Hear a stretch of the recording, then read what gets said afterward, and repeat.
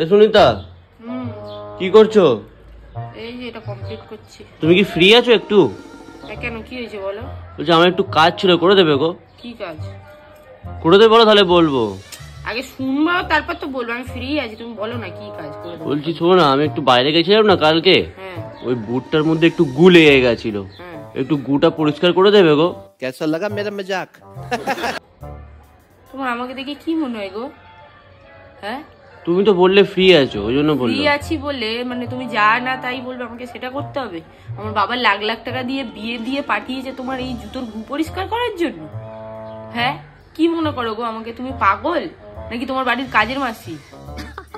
সেই পকড়ে হ্যাঁ, যা মনে আসে তাই বলো। আবার কি বলছো? কি মানে তুমি পারবে কি পারবে না বলে দাও না। পারবো কি পারবো না তুমি কি হিসাবে এই কথাটা আমাকে বললে গো, যে গু পরিষ্কার করে দিতে?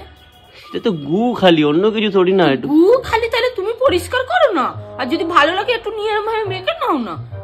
গু তো খালি। ও, তার মানে তুমি পারবে না? না, আমি পারবো না। কি এগুলো কে করে? নিজের গু নিজে, মানে নিজের জুতোর গু গিয়ে নিজে পরিষ্কার করো, আমাকে দিয়ে গু পরিষ্কার করাচ্ছে। ঠিক আছে। কি রে বাবা, মানুষের এটা বলতেও লজ্জা করে না, বাড়ির বউকে দিয়ে নাকি জুতোর গু পরিষ্কার করাবে? ছি।